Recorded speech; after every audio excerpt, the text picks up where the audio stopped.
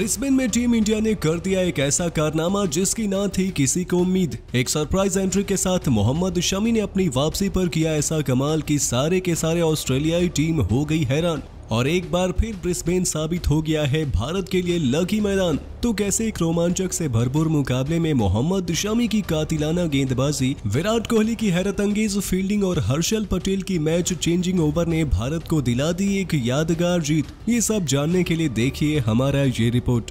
भारत के लिए lucky Brisbane के मैदान पर मेजबान ऑस्ट्रेलिया से भिड़ी टीम इंडिया। हालांकि सिक्का एरॉन फिंच के हक में गिरा और ऑस्ट्रेलिया ने पहले भारत को बल्लेबाजी का आमंत्रण दिया, लेकिन इस आमंत्रण को कमाल लाजवाब खिलाड़ी यानी कि केएल राहुल ने दोनों हाथों से कबूला। पहले ओवर से ही केएल राहुल के तूफान ने विपक्षी टीम को सोचने पर मजबूर कर दिया। एक से बढ़कर एक क्लासिक कवर ड्राइव और फ्लिप शॉट के जरिए केएल राहुल ने चौके और छक्कों की बरसात कर दी और माहौल ऐसा था कि पहले 6 ओवर में ये मुकाबला सिर्फ ऑस्ट्रेलिया बनाम केएल राहुल का ही बना रहा, क्योंकि दूसरे छोर पर कप्तान रोहित शर्मा स्ट्रगल करते पाए गए। लेकिन राहुल का बेखौफ अंदाज फैंस का दिल जीत रहा था। ताबड़तोड़ अंदाज में इस खिलाड़ी ने अपना अर्धशतक पूरा किया और भारत ने 6 ओवरों में ही 69 रन बना डाले। पर जहां पर सभी प्रमुख गेंदबाज एक के बाद एक पिटते जा रहे थे, वहां पर part time spinner Glenn Maxwell ने आकर केएल राहुल की 33 गेंदों में 57 रनों की विस्फोटक पारी का अंत कर भारत को पहला झटका दिया। और जैसे ही केएल गए, अचानक से मुकाबले की तस्वीर बदल गई। भारत के 2 बड़े दिग्गज विराट कोहली और रोहित शर्मा सस्ते में पवेलियन लौट गए और इसके बाद हार्दिक पांड्या भी उनके पीछे पीछे चलते बने। देखते ही देखते 78 पर पहला विकेट गिरने के बाद 14वें ओवर तक 127 रनों पर टीम इंडिया के 4 खिलाड़ी पवेलियन लौट गए और पूरा दबाव भारत के ऊपर शिफ्ट हो गया। लेकिन टीम इंडिया के एक्स फैक्टर सूर्यकुमार यादव ने एक बार फिर साबित किया कि क्यों उन्हें मौजूदा समय में उन्हें भारतीय क्रिकेट टीम का सबसे भरोसेमंद बल्लेबाज माना जाता है। जहां केएल राहुल को छोड़कर बड़े बड़े बल्लेबाज पवेलियन चलते बने और फिर अंत में कार्तिक भी सस्ते में चलते बने, वहां पर चट्टान की तरह सूर्यकुमार यादव अंत तक डटे रहे और 33 गेंदों में शानदार 50 रनों की पारी खेली, जिसके चलते 155 पर 5 होने के बावजूद टीम इंडिया ने 20 ओवर में 186 का अच्छा खासा स्कोर खड़ा करने में कामयाबी हासिल की।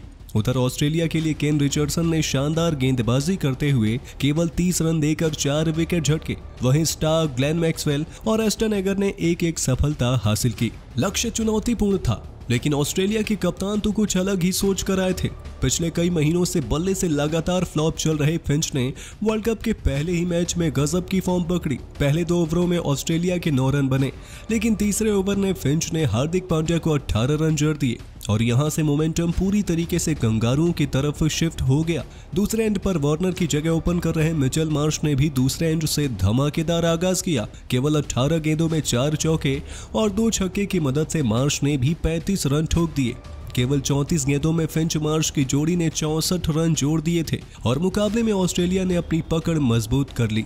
हालांकि पावर प्ले के आखिरी ओवर में किसी तरह भुवनेश्वर ने मिचेल मार्श को आउट कर खतरनाक होती साझेदारी को तोड़ दिया और भारत को पहली कामयाबी दिलाई। लेकिन बावजूद इसके एरॉन फिंच पर इसका कोई प्रभाव नहीं पड़ा। फिंच अपने ही अंदाज में आगे बढ़ते रहे और ऑस्ट्रेलिया की गाड़ी भी धमाकेदार तरीके से आगे बढ़ती रही। पहले 10 ओवरों में ऑस्ट्रेलिया ने 94 रन बना डाले।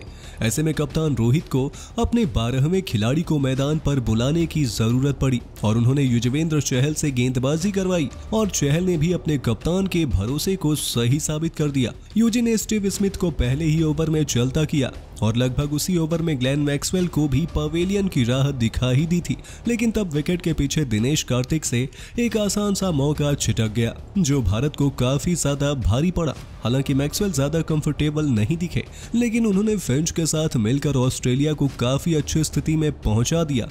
15 ओवर में ऑस्ट्रेलिया 145 रन पर पहुंच गई और आखिरी 5 ओवर में उन्हें जीत के लिए केवल 42 रनों की दरकार रह गई। मुकाबला पूरी तरीके से ऑस्ट्रेलिया के गिरफ्त में था, पर यहां भुवी ने पहले मैक्सवेल को चलता किया और एक बड़ी कामयाबी हासिल की। लेकिन फिंच रुकने का नाम नहीं ले रहे थे। 18वें ओवर में अर्शदीप ने स्टोइनिस को पवेलियन की राह जरूर दिखाई, लेकिन फिंच ने उनके ओवर में लगातार 2 चौके जड़कर हिसाब बराबर कर दिया।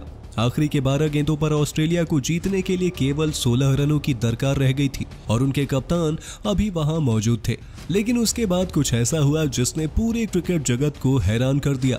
अब तक 19वां ओवर गले का नासूर बन चुकी थी, लेकिन इस मुकाबले में टीम इंडिया के लिए ये ओवर वरदान बनकर आया जब हर्षल पटेल ने शुरुआत में मार खाने के बाद शानदार वापसी की।